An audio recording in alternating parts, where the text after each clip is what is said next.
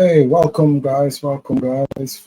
Thank you for joining us for another great episode of In the View with your boy live, brother Amir Saf. And here we go. Tonight we are going to explore the Pan African effect, Pan Africanism, the Pan African effect, Pan Africanism, and what does that entail? Okay, so we've been hearing a lot about that as of late in the news, and well, we know certain person directly who would be related to who has been the advocate or the face for the term or for that movement. Okay, and so before we get into our broadcast on that, brother, let's explore what is Pan Africanism, what it entails, who it's about, and what can be or what would be its effect if it becomes prevalent or a physical attribute rather than a theory or thought or words that has been thrown around, for many years now. So let's get right into it. Well, first of all, let's just bring some shout outs. As usual, I like to call out some people. For these episodes, I want to, and I usually call out on our good friends over there in Florida. Yes, for those of you who are watching, who can see me tonight, I have on a spiffy, nice, beautiful, colorful island shirt. Yes, I'm bringing the warmth and sunshine to Canada, and it's compliments of my dear friend over there in Florida, and you know who you are. Thank you so much for this beautiful shirt. It's the first time I'm wearing it from it was given to me, and it's been a few months, but still fits quite comfy, roomy. It's nice and cool. It's not heated like other clothing that we would wear in Canada. As I said, it's a nice island style material. So it's very cool, can be worn in these hot summer days here in Canada. And so I just decided tonight to put this on. I'm sorry, you guys who are joining me via audio. You can't see it, but trust you me, it is beautiful indeed. And again, thank you so much to you, my dear friend. I do appreciate it. And as I say, it feels comfortable. Okay, yeah, and so still I want to send some more shout outs. Shout out to my dear captain, Captain Amram Ben Israel, the brother that brought me under this truth, who opened up my eyes and enlightened my spirit.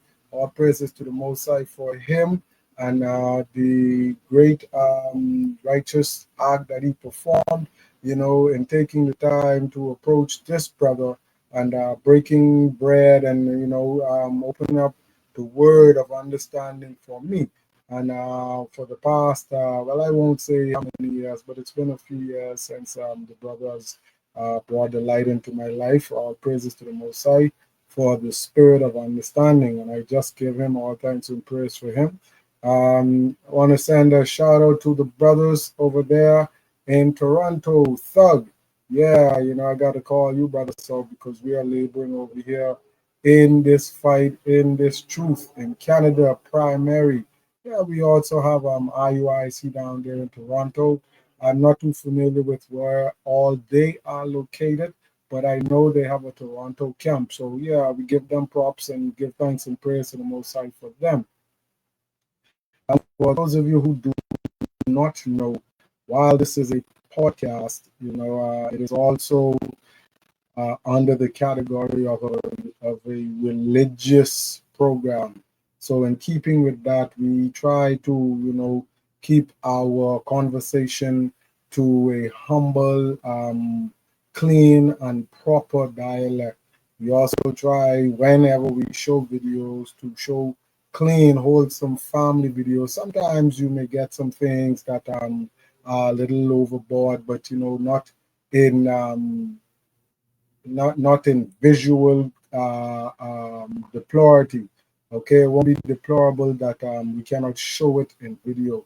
You know, lots of times people they get suggestions from things they see.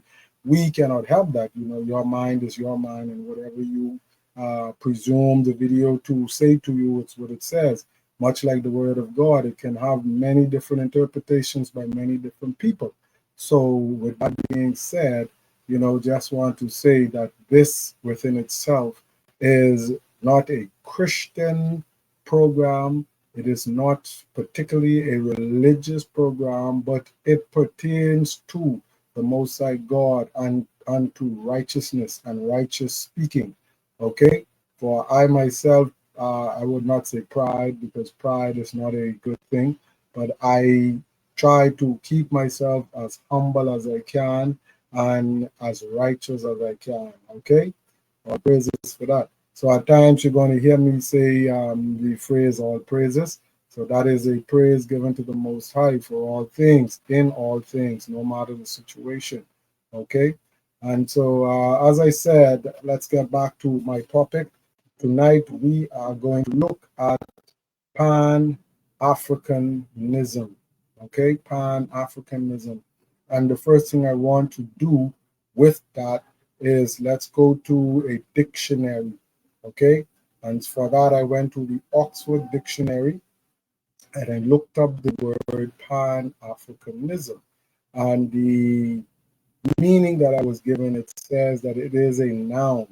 Okay, I'm sorry I can't show this on screen, but you can go for yourself and pick up the dictionary or go online and look on an online dictionary, and it will give you that same meaning that I'm giving you from the Oxford Online Dictionary for the meaning of the word Pan Africanism.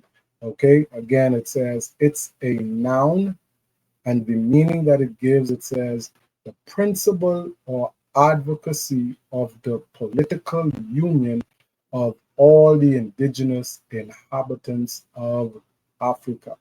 Okay, so when we look at that, it says of all the indigenous inhabitants of Africa. And I take, what can I say? Not a dislike, not a disagreement, but I differentiate that meaning.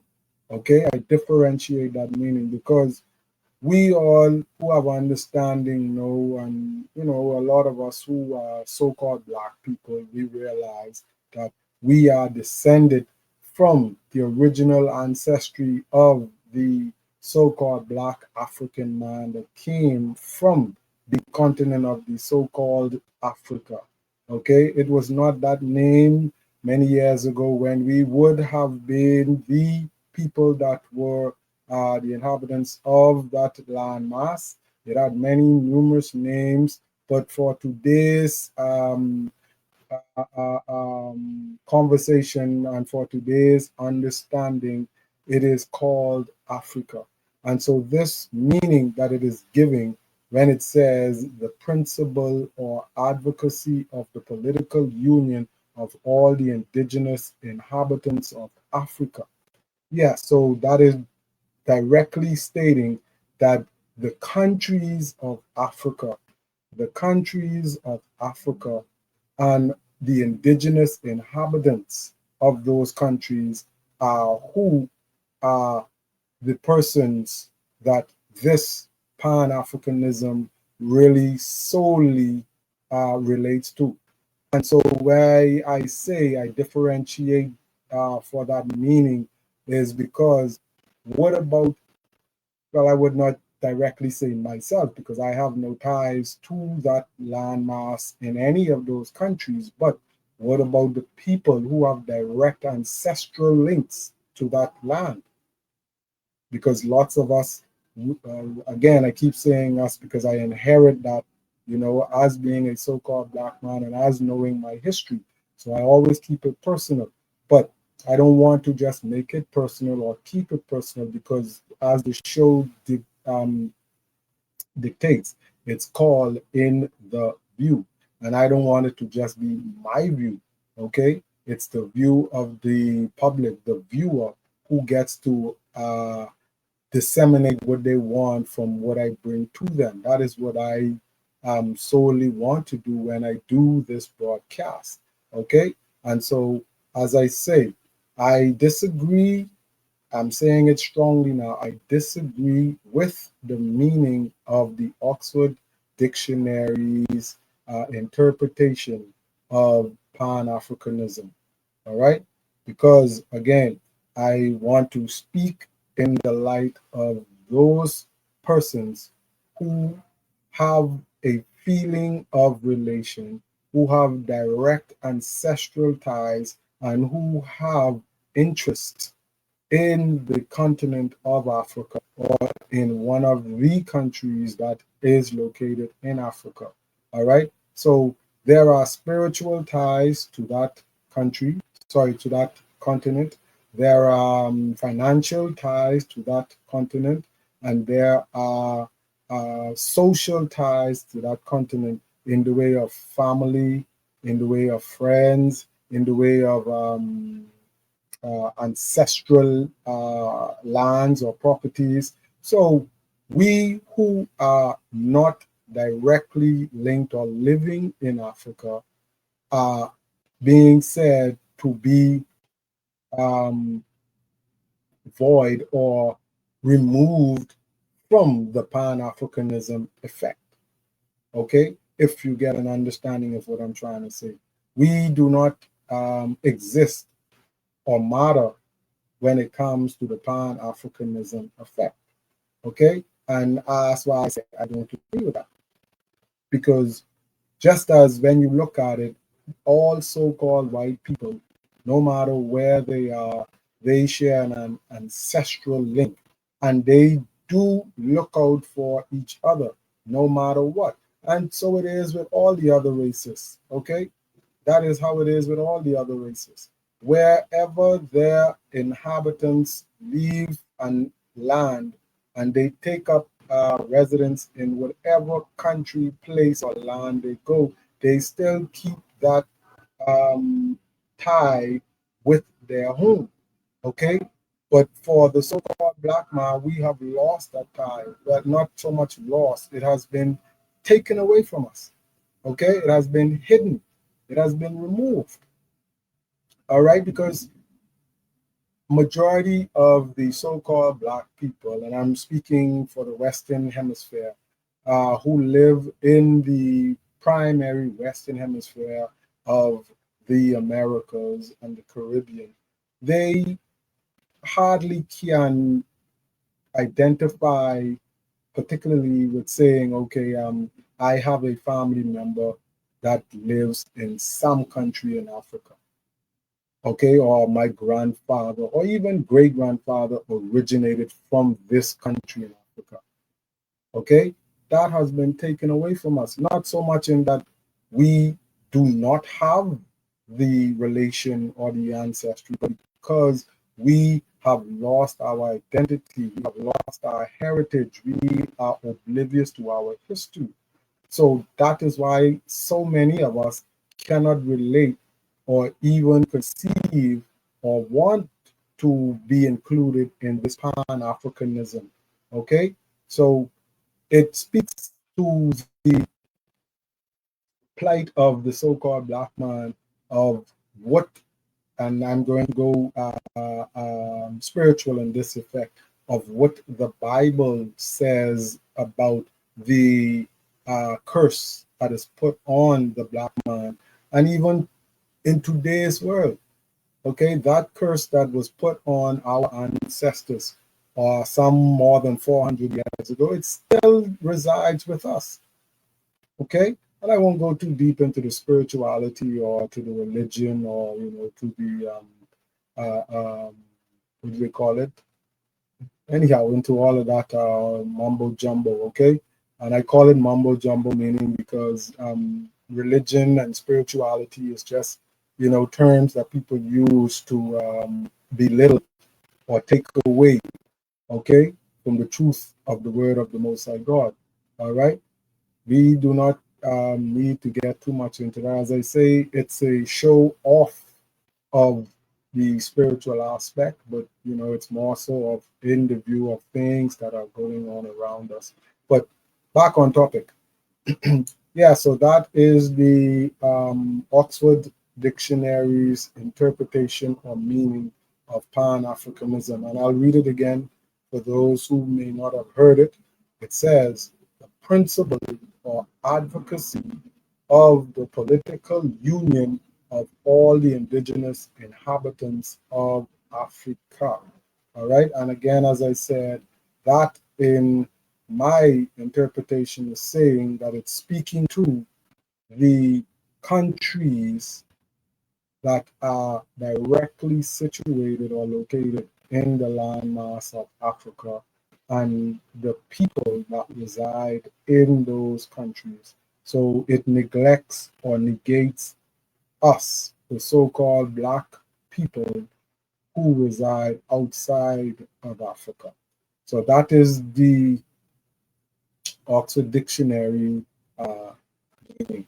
Okay, so Pan Africanism. Okay, so I went and I got some information, and where I always go to our friendly neighborhood White Man Machine, and for those who follow us, who is the friendly neighborhood White Man Machine, that would be your Google.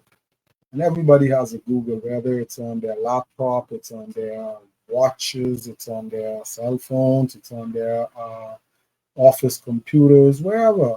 Some persons even have it on their smart television. But yeah, Google is everybody's best friend. I don't know for how much longer, but that's a topic for a different show.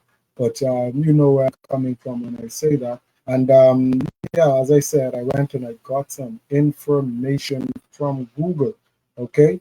And so when I Google Pan Africanism, it gives me a whole plethora of things that I can speak about. And so I want to just let you, the listener, and you, the viewer who are hearing me, the things that I read and say from Google are that of Google and those who would have uploaded or put the information in that. Do not hold me, Brother Amir Saf, accountable for what is said from Google. I am reading from Google that information which it publicly gives for the Pan Africanism effect. Okay, so let's go. So Google says Pan Africanism is a movement, an ideology that promotes the solidarity and unity of all people of African descent. Okay, see, I like that. All right. Despite it being your friendly neighborhood White Man Machine's information, but I like what it says because, again, it goes against the Oxford Dictionary interpretation or meaning. Because with the Google information, it is all inclusive. All right. Because it says of all people of African descent.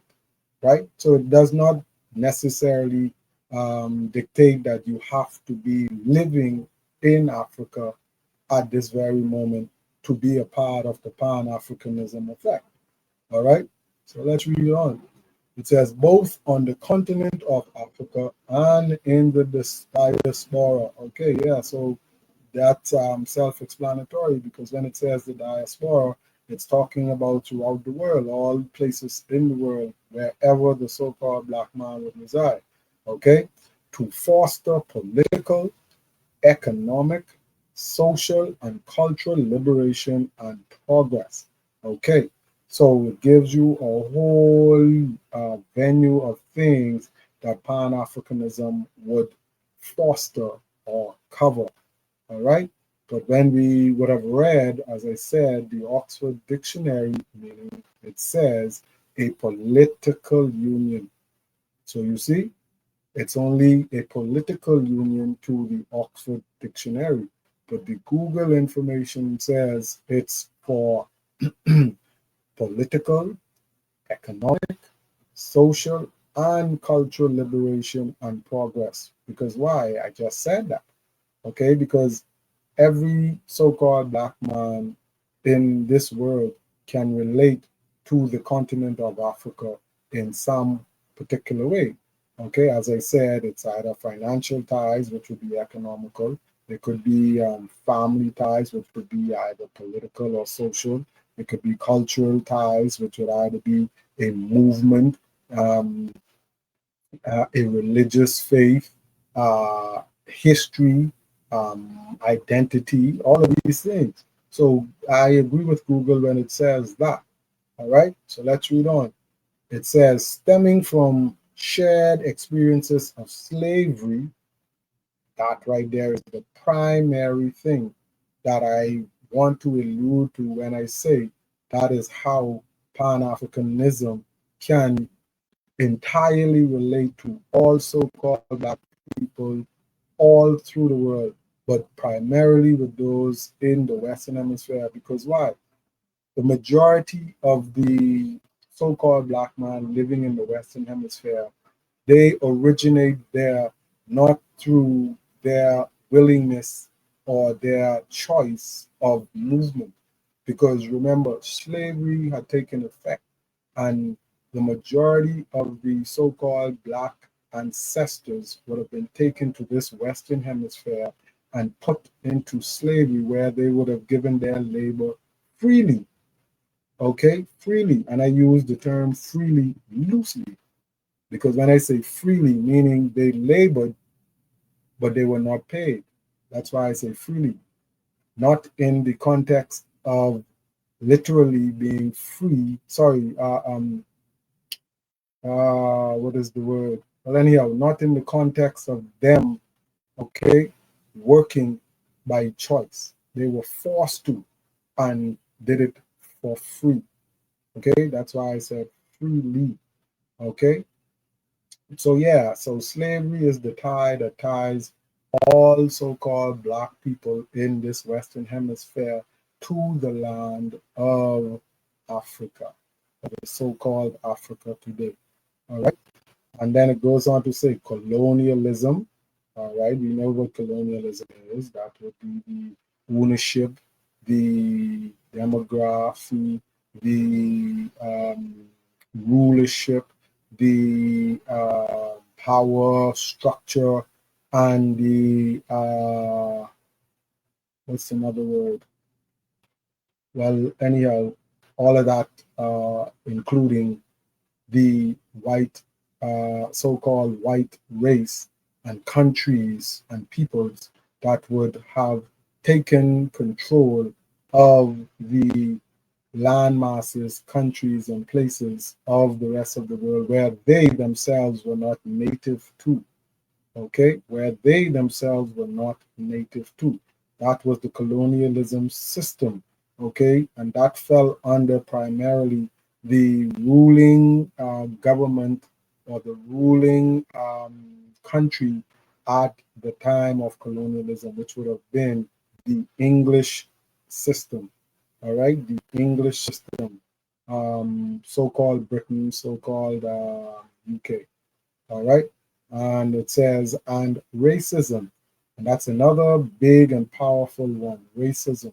Racism not being the literal term, because when we look at racism or when we Google racism or when we look in a dictionary, racism can be factuated to be, okay, persons of a particular race rooting or fostering um, I don't want to get sound offensive, but just racists sticking to each other, okay, or pulling for each other.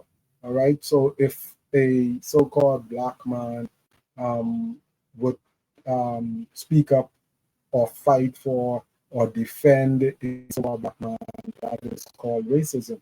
Same way if Elamite, okay, for you who may not know what is an Elamite, it is a so-called East Indian. So if an East Indian only supports a East Indians restaurant, food store, or business, that can be termed as racism. Okay, the word racism has a varied and sketchy interpretation in the view of people, because everybody thinks of it in a derogatory way or in a negative way. Okay, it can be literal, okay, much like patriotism, and it can be negative, much like hatred or dislike. All right, so it's figurative and literal. All right, so this one that they're talking about here, when they say racism, it's speaking of the derogatory hate, okay, derogatory hate. That is the racism that they're speaking about here. And why we understand it that way, because it's the topic would be Pan Africanism, and stemming from slavery, colonialism, you have racism. All right, you get racism, the literal racism and the figurative racism. All right, all of that is incorporated in this meaning when they say racism. All right. So we all have ties to Africa, to racism also. All right. And it goes on and says, it calls for unity to resist exploitation. That's powerful. Exploitation. Because we know what the colonial system has done and is continually doing to this day, exploiting countries, okay, for whatever particular reason they find they want or need, whether it's minerals, whether it's oil, whether it's for labor, whether it's for what, housing, for plantation, whatever. They exploit what they call third world countries, okay, or underprivileged or impoverished nations. This is what they do, okay. Yeah, and so it's not only the colonial system now, it's the system of the powers that be, the hierarchies of the world, the families of the so called elites. All right? They are the exploiters of the world in every form, way, shape, and fashion. Okay? But again, I don't want to get off topic. Those are for a different show. We want to stay on point with Pan Africanism. All right? And so it goes on, it says, Pan Africanism uplift Black communities globally and advocate for self determination and a united, independent Africa. Yeah, that sounds good. All right. It even looks good on paper. Okay. But we know that will never happen. Not in this day and age, and not maybe even in my lifetime or your lifetime. But it's a beautiful idea. Okay, and this is an idea that has been circulating for many years, all right, to none effect, because nobody can or has ever united Africa, much less united the diaspora of the African or the so-called black man, because the figurehead of the so-called black man would be the United States of America. They went so far as to have a black president, or a so-called black president. And at that time, the United States of America was the most powerful country in the world. And what became of that? Nothing. Pan-Africanism was known, spoken of, and still is circulating today. But unfortunately, it's not an idea that is shared with all of the so-called black man. All right. And we had many people, but the focus of the so-called black man when it comes to unity, when it comes to strength, when it comes to fostering a global community, it only exists in the United States of America. That's where you find the movements that carry and sway the masses. But yet, they still cannot get it to come to fruition. Okay, we've had many people, Martin Luther King, we've had Malcolm X, Jesse Jackson, the Black Panther Party. All of these things are existent of the Pan Africanism effect, but it is a westernized effect where they're trying to overcome a political structure, okay, that is oppressing what they call the so-called black man. All right, they don't conceive or even imagine the Pan-Africanism effect.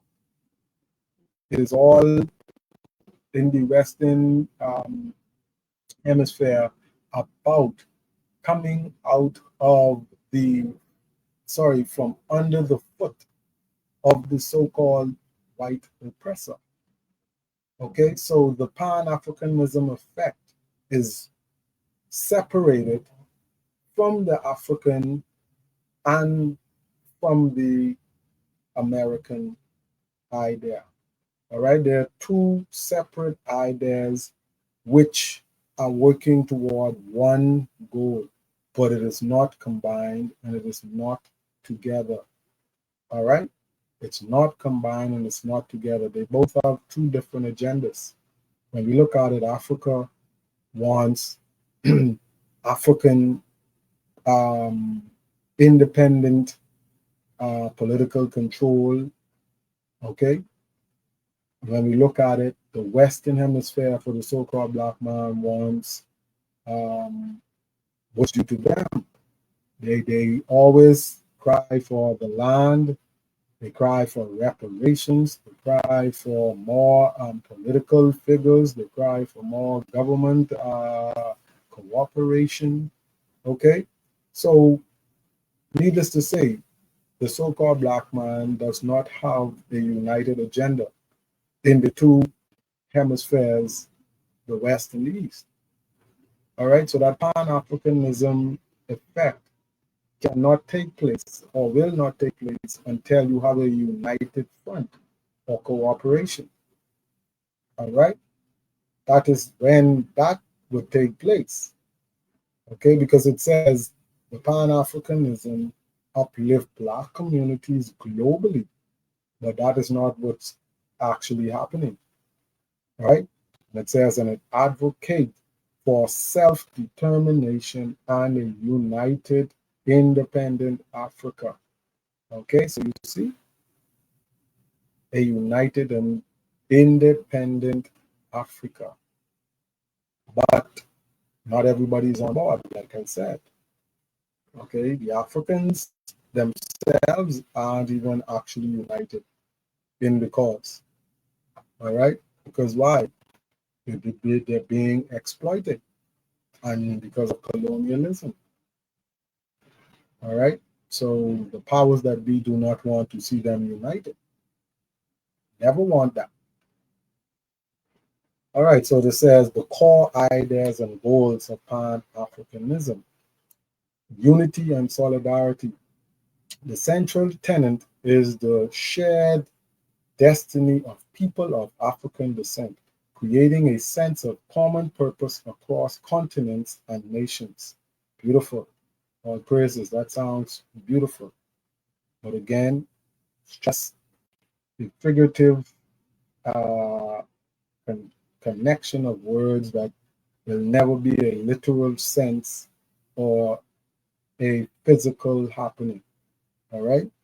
Resistance to oppression. Okay, and under resistance to oppression, it says Pan-Africanism aims to fight against the legacies of colonialism, and millions of us have been doing that.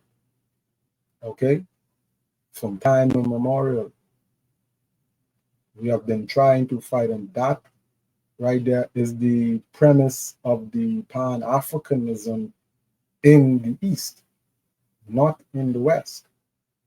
Okay, and it says Pan-Africanism aims to fight against the legacies of colonialism, slavery, and anti-Black racism that have historically oppressed and exploited people of African heritage. That hit it right there on the nail. That hit it right on the nail because it right there combines both hemispheres, East and West, with their objective their core ideas and their goals. Okay? Resistance of oppression. Let's read that again because that is pivotal. It says Pan Africanism aims to fight against the legacies of colonialism, which is primarily for the East, slavery, and anti Black racism that have historically oppressed and exploited people of African heritage. And that primarily stands for the West. Okay? So that's beautiful. That's joined together, and that speaks light to both hemispheres when it comes under the idea of Pan Africanism. All right, so it has self determination. Under self determination, it says it seeks to secure freedom and the right for African people to control their own political, economic, and social. Okay, so that right there, that is the greatest threat to the predominant power in this world. And they will never allow that. Okay? That's my opinion, not my view. That's my opinion. Okay? They will never allow that. Notwithstanding, it is not meant to be until, again, I'm getting spiritual, until the Most High God would have sent his son, all right, to bring an end to that power, all right, and restore the kingdom unto his people. All praises the so-called Black and Latinos, okay? That is when that would take effect. So that self-determination is the greatest threat to the power structure that exists in this world today. And they would stop at nothing to keep that from ever happening. And you can believe that. Self-determination, it seeks to secure freedom and the right for African people to control their own political, economic, and social. All right? Never happened. All right. And so it says cultural and historical connection. The movement celebrates and emphasizes the rich history, culture, and common heritage of all people of African descent, regardless of their geographic location. Yeah, that is the sense of it. It's not the identity, but it's the historical and ancestral link. Okay, that is all that fosters when it says cultural and historical connection. The movement celebrates and emphasizes the rich history, culture, and common heritage of all people of an African descent, regardless of their geographic location. Yeah, but even while we know that, we still seem, most of us, to get lost in the understanding that we emanated from slavery. Okay, we emanated from bigotry, from hatred, from racism. We emanated from oppression. Okay, why is it that so many so-called Black people fail to grasp that concept? They can wholeheartedly identify that, okay, yeah, I'm a so-called Black man. Okay, yeah, I must have had ancestral ties or origins from Africa.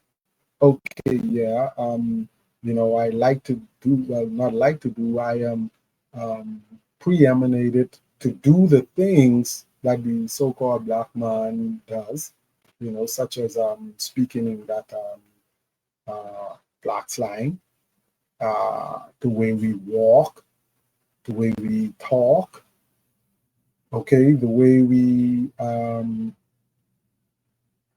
what's it gravitate to spirituality with regard to the Most High God.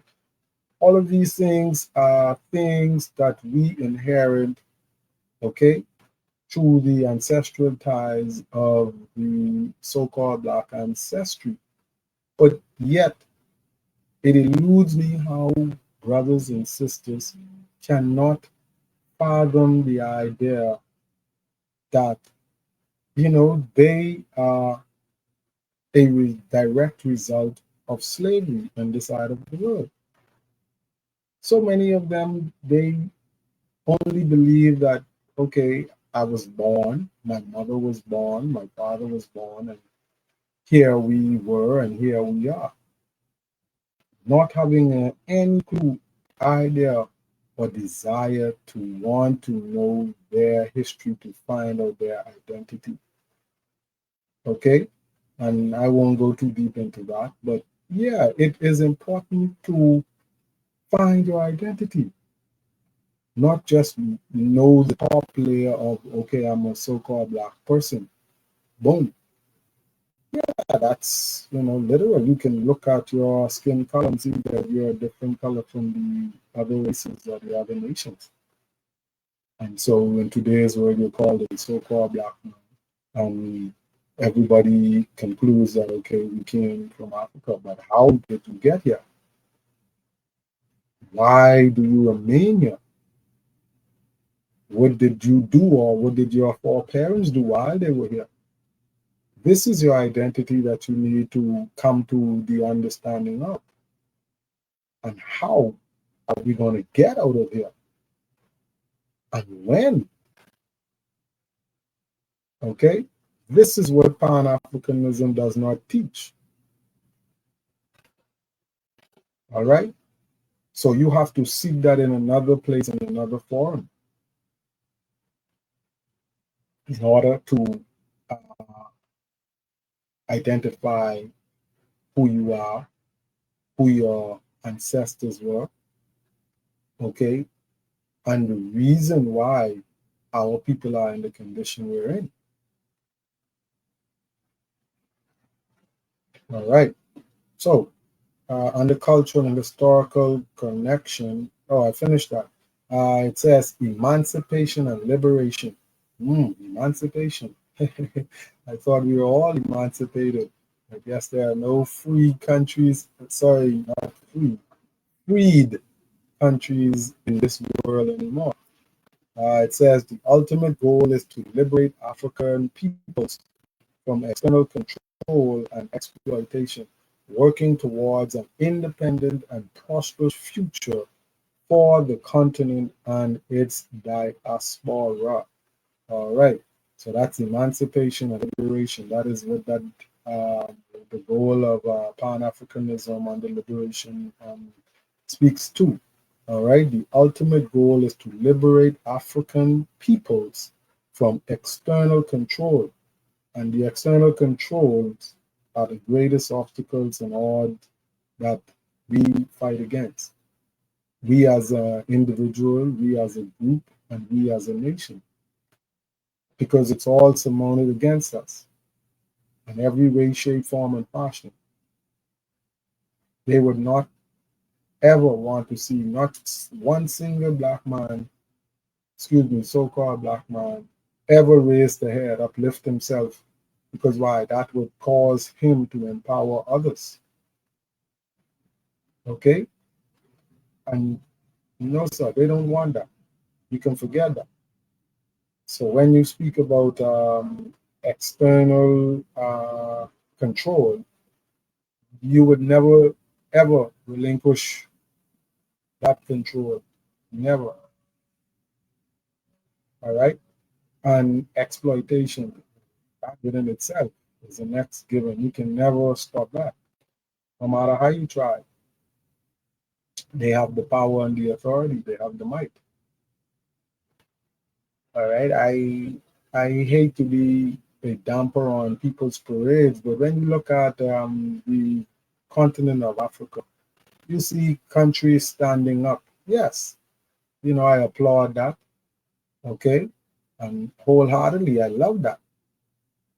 Okay, it's an encouraging sign to see our brothers and sisters standing up and fighting for what is theirs. But at the end of the day, it doesn't change anything. One, two, three, even four or five countries, no matter how much or how long they try to stand up, they will crumble, they will fall. Because imagine, Africa has more than maybe 30 different countries, and three or four does not really stop the economic and financial wheel of the power structure of the world. Okay, but as I say, they are symbolism for many other countries and peoples of so-called Black African descent. But they affect no change. All right? And don't hate me for what I say, but it is the truth.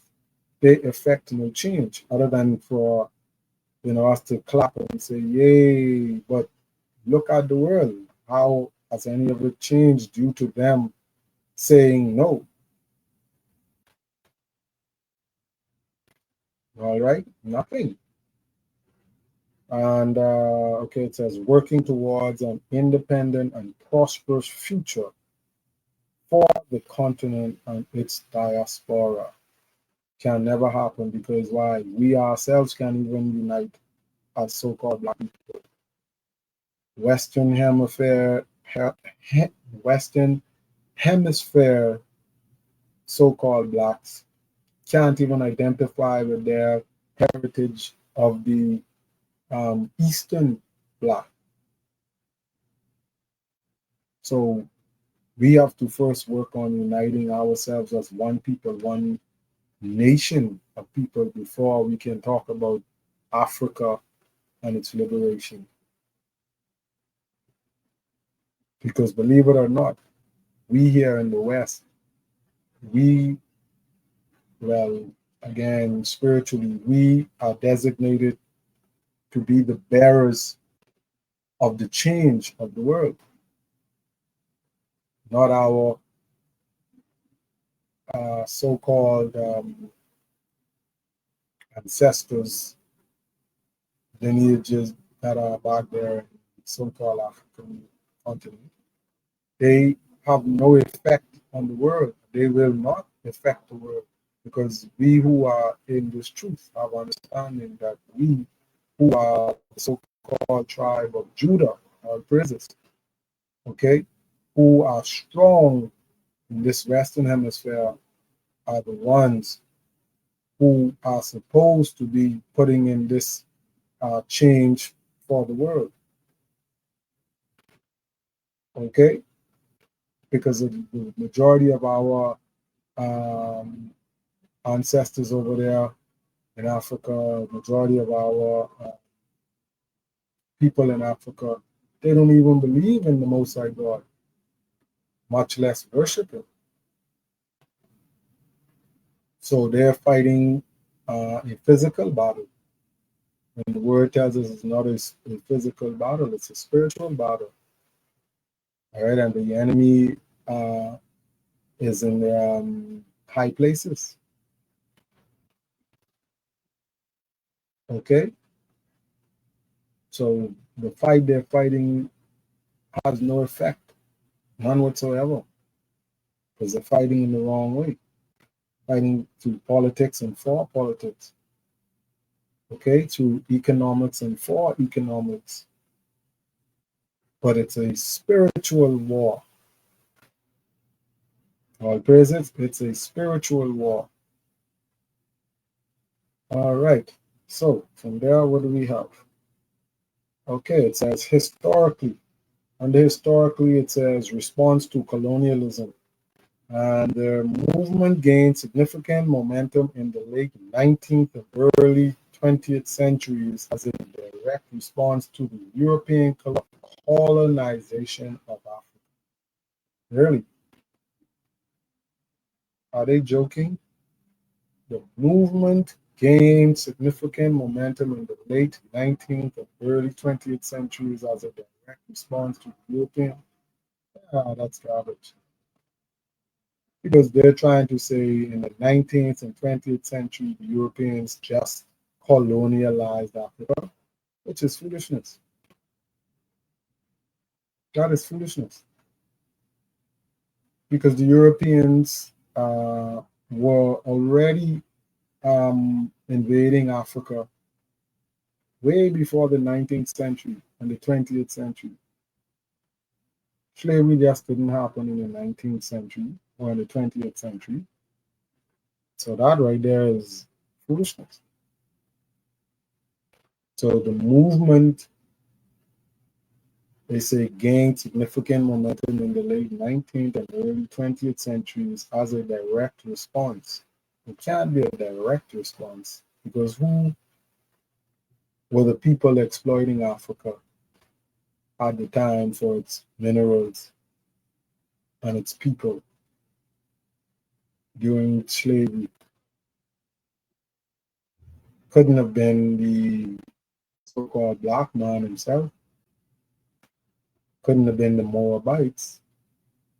And for those who don't know, the Moabites would be the Chinese. Couldn't have been the Elamites. And again, for those who did not hear, that would be the East Indians. Okay, we know through indirect control it was the Arabians, but more directly in the control and power it was the so-called white Europeans. Okay, they were the ones who were always behind it. Colonialism just became the face of the exploitation. All right. And it goes on to another key point. It says early organizations. Key events include the first Pan African Congress in London in 1900, which brought together intellectuals from North America, the West Indies, and Africa to discuss issues of common concern. Kudos. That sounds very good. I don't know what was discussed. Maybe I'd have to research that a little more and find out what was that about and what was the outcome of that. Because again, non-effect, nothing has ever panned out from that. Okay, well, nothing effectual in the world. And it goes on to another point. It says key figures. Prominent leaders who shaped the ideology and movement include W.E. Du Bois, Marcus Garvey, George Padmore, and Kwame Nkrumah, who were instrumental in advocating for Pan African ideals. Okay. All right. So yeah, majority of us so-called Western Hemisphere, so-called Black people, we know who Marcus Garvey is, and maybe quite a few over there in the Eastern Hemisphere and Africa, they may know who Marcus Garvey is. He was a prolific and prominent so-called Black man from the country of Jamaica. Okay, who they said would have visited Africa. I don't know, because I hear lots of people dispute the fact that Marcus Garvey had ever went to Africa. All right, so lots of people dispute that. W.E. Du Bois, he was an American, if I'm not mistaken. George Padmore, I don't know that person, and I guess Kwame Nkrumah. Definitely, I'm sure he was from one of those countries somewhere in Africa. Okay, so those would have been some key figures, all right, that not key figures, all right, in Black empowerment and history, because we had more prominent key figures in Black empowerment and history, which would have been in this Western Hemisphere. Again, such as people, as I spoke of, like Martin Luther King, and also we had Nelson Mandela directly in Africa. We have Malcolm X, so those persons would be the persons in the forefront for the Pan Africanism at the time of the 1900s when the movement became alive. Let's put it like that. All right. So, manifestations of Pan Africanism. What has it done or what can it done? That is what the manifestation aspect speaks to. What has it done or what can it do? All right. So it says political union. In its narrowest form, Pan Africanism has envisioned a unified African nation where all people of African descent could live. So that is something of an ideology, something they want. Have not done that, not as yet. Okay? It says solidarity movements. It serves as a basis for global solidarity, fostering mutual support and collaboration between African communities worldwide. Again, that is an ideology, something they want, and still have not done that. Okay? Cultural revival. The movement encourages the celebration and promotion of African cultures and identities as a counter to Western domination. That right there, that's interesting. Okay, because when we look at that, you have so many different factions to the struggle of Black um, so-called independence. All right, because even here in the Western Hemisphere, excuse me, we have political fighters. All right, we had persons like Jesse Jackson. Okay, we have persons like the Black Panthers. All right, and here also we have spiritual fighters. All right, we have persons like Marcus Garvey. We have persons of the so-called Rastafarianism movement. All right, we have persons like Martin Luther King. All right, then we have the financial aspect. You know, they had persons like I forget the brother's name from the Black Wall Street. You had who else? There was another wealthy Black entrepreneur. I forget his name, who established. I think it was what was it that he established? I forget it right now, but yeah, all of these persons would have been people who have been fighting in this Western Hemisphere for numerous of years, trying to gain some ground for Black empowerment to no avail. Okay, and again, as I said, in Africa, you know, you had persons like Nelson Mandela, you had Muammar Gaddafi, you had oh, I forget that brother's name who they assassinated over there in that country. But yeah, you know, this thing has been going on. Our people have been standing up. Prominent leaders, okay, have been standing up for many years.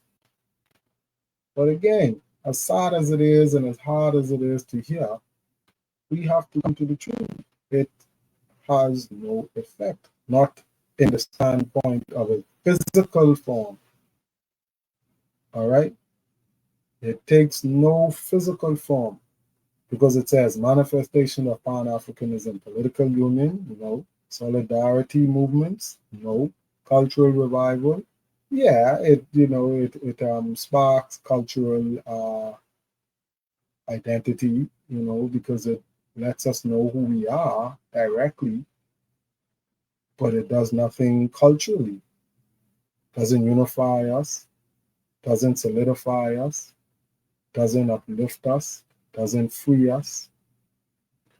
Okay, so yeah, there's nothing to that. All right, so this last point is the one that I am most interested in because it brings me to an individual, as I said earlier in the show.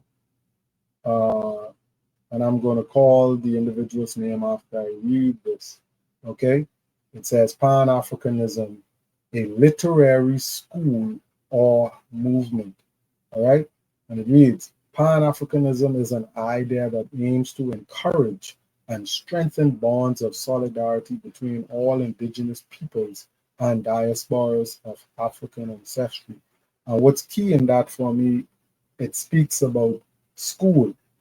All right. So, as a lot of you would know, there is a brother, um, and I'm going to call his name. All right, brother Umar Johnson, a I would say self-professed doctor. He calls himself Dr.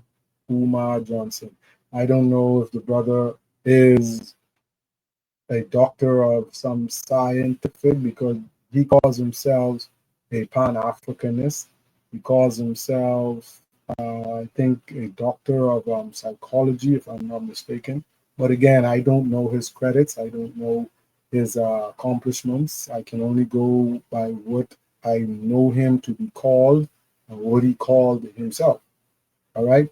But the point I want to make is this brother has been in the limelight for many years, okay, gaining momentum, attracting followers, accepting donations for the movement of the Pan Africanism effect. All right. He, for the past maybe 15 years, has been the person in the forefront, in the light, so to say, okay, pushing this Pan-Africanism effect in the Western Hemisphere and also, going back and forth into the African diaspora of the eastern part of the world, okay? But I say that to say, as of recent, this brother has declared himself broke, okay?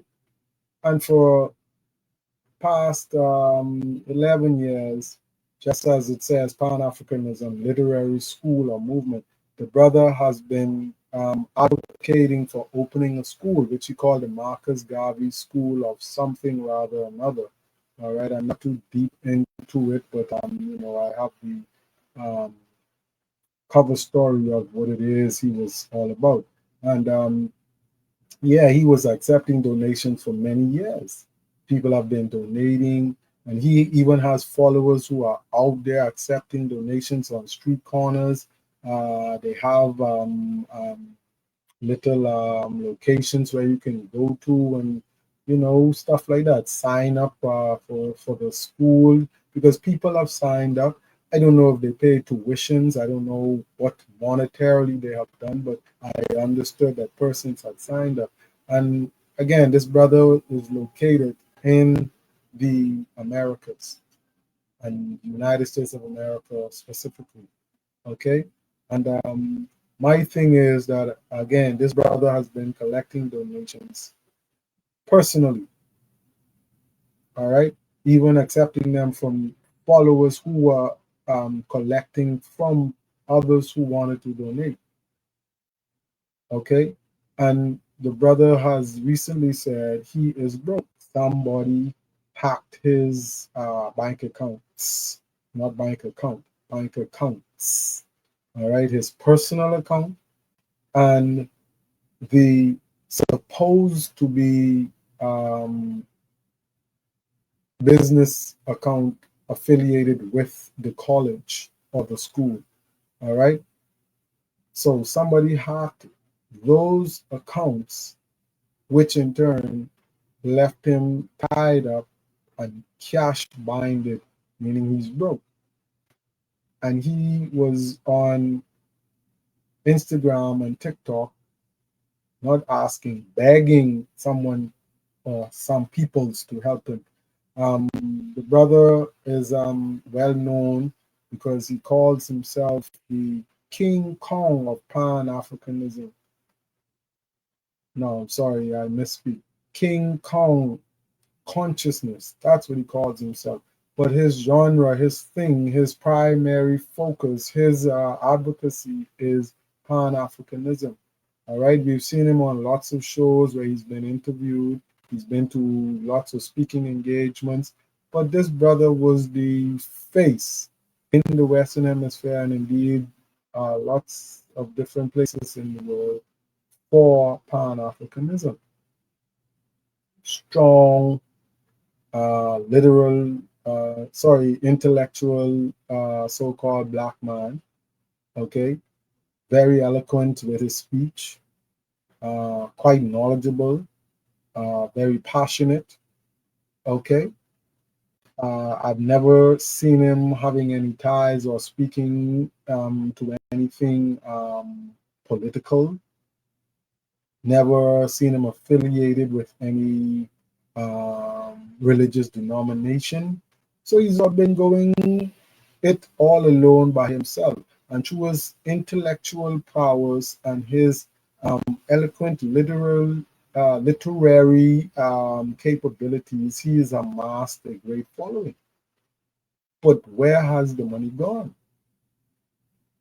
Where has the money gone? That is the thing. Because the school, there's a building, supposed school that is standing. Some persons on Instagram and YouTube, they had placed videos saying, showing this is the school, this is some of the work that has been done, but the place still is in disrepair. He himself has showed some videos of this supposed school, but again, for the past maybe 9, 10 years, the school has never opened, not once. Either the brother can't get the correct licenses, maybe can't find proper staffing, maybe the overwhelming funds for repair is lacking, but the latter cannot be the case because, as I said, for years he's been collecting donations, no matter how big or small. For 9 years, you should have been able to have amassed enough money to be able to put the school into even just the point where it can pass inspections that it can be open. Okay, so this is one of the many issues that we have when it comes to the so-called black empowerment. All right, this brother has been going at it solitarily, singly. Okay, and I'm going to use a word that lots of you may not know: bamboozling brothers and sisters, not even brothers, anyone that would support his cause financially. Okay, that brother, I dare to say he's an opportunist. Okay, because you're speaking Pan Africanism, you're speaking Black empowerment, you're speaking self self control and uplifting, but you're accepting donations from anybody that wants to donate to your cause. All right, I don't say that there's something wrong with it, but for someone who is speaking out against colonialism, oppression of the so-called black man, how can you be seeking the funds or monies or donations from your so-called adversaries? And again, what have you done with these funds? Because it's hard to believe that over the years you haven't collected at least something in the maybe 300,000-400,000 of dollars. But that is for your minds and for you to go and study and find out. But I just wanted to speak out on that particular situation. And yeah, so, a lot of you who would have donated, don't feel bad. I myself, again, say I donated spiritually, I donated figuratively, all right? And the brother had my support. Yeah, he had my support. I believed in the cause that he was presenting and pushing. Okay, and it's disheartening to hear, to see what's happening. Because for many years, people have been calling him a scammer. All right, and now he's presenting himself with truthful evidence for people to actually believe and speak louder. against him. But the sad thing is, it's destroying the movement that he created, that so many brothers and sisters like you and myself had belief and faith in. Because we know we have corrupt leaders, we know we have shady characters who are in these churches, in our schools, in our businesses, all over the so-called black community. All right, because that's in the Bible. Paul said it, Christ said it. You're always going to have corruption. And again, I don't know what the brother did, but as I say, the Pan Africanism movement that he was pushing, it was doing a great thing. It inspired many, but now it's all crumbling. But we will see what will come of that. So I say good night to you, brothers and sisters, and shalom, shalom. Most Christ bless. It was a pleasure coming to you once again with a lively, provocative conversation. And I hope you, brothers and sisters, enjoy the rest of your night. You take care until we meet again. Shalom.